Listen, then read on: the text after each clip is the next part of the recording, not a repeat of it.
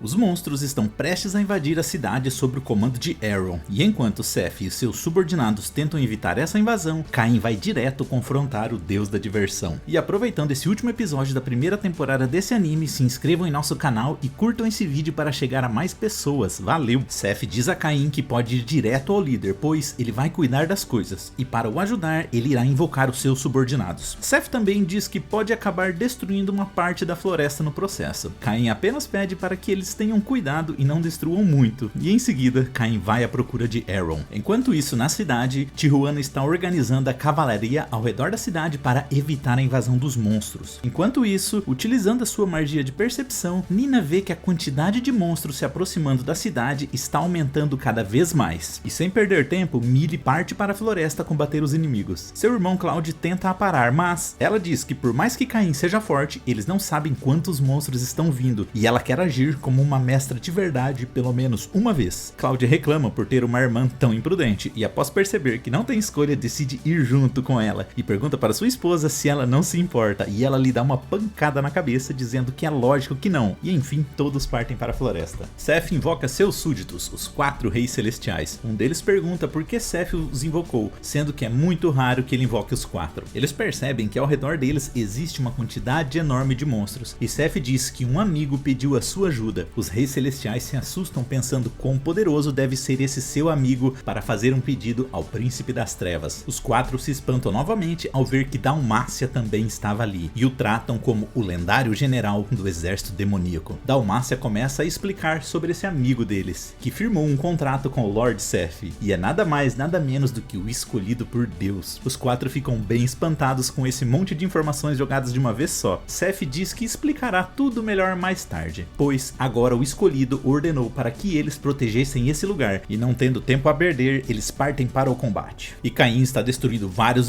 monstros com a sua magia inferno, e fica confuso pois não está chegando a lugar algum, e em certo ponto um raio muito poderoso vem em sua direção, e diante daquele embate entre as duas magias, surge um dragão negro, que diz que Caim chegou mais rápido do que ele imaginava. No entanto, não esperava menos do cachorro de estimação dos velhotes. E olhando para aquele dragão, Caim entende que foi ele quem iniciou aquele ataque contra a cidade, e o chama de antigo deus da diversão, Aaron. E ele responde que apenas uma parte dele foi revivida, e é muito irritante ter que pegar emprestado o corpo de uma criatura como essa. Caim pede para que Aaron pare esse ataque, mas ao dizer isso percebe que Aaron não fará isso apenas porque ele pediu. E Aaron ri de Caim quando ouve isso, pois o jogo justamente é esse, ver se todos os humanos serão devorados pelos monstros, e ainda pergunta a Caim quanto tempo será que os seus amigos podem aguentar. Cloud e os outros ficam impressionados ao ver algumas pessoas flutuando no ar, e percebem que elas estão se livrando dos monstros, então eles entendem que devem ser amigos de Caim, e todos ficam bem mais tranquilos, pois vindo de Caim, isso não é surpresa alguma. Seth e seu grupo percebem que existem muitos monstros e não conseguirão derrotar todos, os humanos terão que cuidar do restante por conta própria, e o grupo de Cloud começa a enfrentar os monstros que estão vindo em sua direção. Aaron reconhece os olhos de Caim como sendo iguais aos olhos das pessoas que o selaram. Caim de imediato entende que ele está falando de seus pais. Aaron inicia o ataque contra Caim, e o nosso pequeno semideus percebe que os ataques dele são muito poderosos, pois os monstros que entraram em contato com seu poder foram mortos instantaneamente. Caim começa a contra-atacá-lo com sua magia inferno, e em um determinado ponto da batalha, ele até acredita ter o derrotado, mas em meio a toda aquela poeira, Aaron diz que mesmo não estando com todo o seu poder, uma magia desse nível não funcionaria contra ele. Caim percebe que precisa utilizar uma magia mais poderosa, mas Aaron não quer dar esse espaço e começa uma perseguição frenética. Caim invoca Jim e Haku para ajudá-lo. Eles até ganham um tempo para ele, mas o dragão é muito mais poderoso do que eles. E enquanto isso, o grupo de Cloud está ficando exausto e sem energia, pois a investida dos monstros não diminuiu em nenhum momento. E no instante em que os monstros se aproximaram deles, demonstrando um perigo real às suas vidas, Tijuana aparece e os salva. E ainda agradece a eles por terem segurado os monstros até o momento, pois graças a isso a cavalaria conseguiu fortalecer todas as defesas da cidade. E com muito orgulho, Tijuana diz que de agora em diante ela irá defender a linha de frente. Cloud diz que não irá deixar que ela faça isso sozinha, pois se tem algo que deve ser protegido, devemos proteger todos juntos. Aaron está atacando Haku sem piedade, e Jin pula na frente para proteger seu amigo. Aaron diz que esse tipo de atitude o irrita, e Caim em fúria entra na frente do raio disparado por Aaron, e não entende isso de se irritar, pois se alguém é seu amigo, você o protege. Se você ama alguém, você você o protege. Ele quer que todas as pessoas possam sorrir. Com muita raiva, Caim aumenta seu poder com uma magia de sobrecarga e começa a irradiar uma luz muito poderosa que atravessa os céus. Nesse instante, Aaron começa a ficar em pânico, se lembrando que é a mesma magia de antigamente. Então Caim invoca uma magia chamada Santo Santuário, e enquanto é disparada contra Aaron, ele grita para que ela proteja a todos. O grupo de Cloud, de Seth e todos da cidade avistam aquela luz cortando os céus. Caim continua disparando a sua magia, pedindo mais força para que ele possa proteger os sorrisos de todas as pessoas. E Caim só para quando sente que Haku e Jin estão mordendo sua perna. No mesmo instante, Seth e Dalmácia aparecem, e vendo todo aquele estrago de quilômetros causado pela magia de Caim, Dalmácia diz se isso era realmente necessário, e ainda fala que, sendo escolhido por Deus ou não, deve aprender a se controlar. Caim questiona sobre o dragão negro. Os dois dizem que não existe dragão negro algum. Caim fica muito aliviado ao perceber que a investida dos monstros acabou. Após a derrota de Aaron, todos os monstros fugiram para a floresta e a cidade estava segura. Todas as pessoas da cidade foram salvas e a investida dos monstros havia terminado, tudo graças ao nosso pequeno semideus. E enquanto retornava para a cidade, Caim é recebido com muita alegria pelos seus amigos e por uma de suas noivas. Ele fica muito satisfeito e feliz, pois conseguiu proteger todos aqueles sorrisos. E nesse mundo, ele realmente pode ajudar as pessoas. Seth e Dalmácia assistem aquela cena e sorriem juntos, por entender quão notável é o escolhido pelos deuses. Mas, como tudo na trajetória de Caim não são flores, algum tempo após o sucesso em parar a investida dos monstros, nosso pequeno semideus está tendo uma daquelas audiências com o rei. Logo de cara, o rei já pergunta sobre aquele pilar de luz que atravessava os céus, pois disseram-lhe que era visível até da capital. Alguns acreditaram que o brilho daquele pilar significava que os deuses haviam descido sobre a terra. E o rei começa a fazer uma pressão danada em Caim. Nosso pequeno explica que estava lutando contra um dragão negro na floresta, e a magia intermediária não era forte o suficiente, então precisou usar uma magia de nível imperador. E o melhor aqui é o Duque Eric, que fica rindo a todo momento. E após aquela cena de espanto do rei e do ministro Magna, o rei diz que já falou várias vezes para Caim praticar o autocontrole. E além disso, um homem foi visto lançando feitiços no ar acima da floresta, e ele quer saber quem era. Caim, que já estava todo encolhidinho, abaixa mais a voz ainda, falando que era o príncipe das trevas, dizendo que o convocou para ajudar. O rei se vira para o ministro e diz que já está exausto, e já que Caim vai se casar com Teleste, ele não pode simplesmente ceder o trono para ele, mas o duque e o ministro dizem um sonoro não. Um tempo depois, Caim está perante ao rei e a todos os nobres. O rei o está nomeando como visconde e está lhe concedendo o domínio de Durinthol. Caim se encontra com seu pai e um dos seus irmãos e as suas 3 noivas, não oficiais, mas são suas 3 noivas. Ele descobre que o domínio que ele recebeu do rei é um pouco perigoso, pois a guilda dos aventureiros gosta de dominar o local, e inúmeros nobres foram encarregados dessa cidade, mas pouco tempo depois fugiram dela. Mesmo parecendo uma má notícia, Caim fica muito animado, pois pode construir uma cidade nova do zero, aonde todos possam sorrir. E há algum tempo, não sabemos quanto depois, um soldado da cidade de Durinthol está trazendo as notícias do local para o rei. Caim foi agredido pela guilda dos aventureiros da cidade sob o pretexto de uma festa de boas-vindas, e ele se excedeu um pouco e acabou destruindo toda a arena do local. E já na taverna mais famosa da cidade, 2 aventureiros agrediram uma pequena garçonete, e Caim, que estava ao lado deles, vendo aquela cena, não aguentou e os expulsou um por um, e Caim acabou até sendo preso pelos guardas da cidade. Já em outro local, Caim está tomando um chá com as suas 2 pequenas noivas, contando a mesma história que estavam contando ao rei, quando de repente Seth aparece implorando pela ajuda de Caim, dizendo que ele foi expulso do seu castelo, pois sua esposa descobriu sobre sua infidelidade. E surgindo atrás do demônio infiel, aparece a sua esposa, Lefane. Ela se apresenta para Caim e as suas 2 noivas, e pergunta o que acha da atitude de Seth, e Caim não defende e diz que é imperdoável, e ele ainda levanta o ego de Lefane, dizendo que como ele pode fazer uma coisa dessa, sendo que a sua esposa é uma beldade maravilhosa.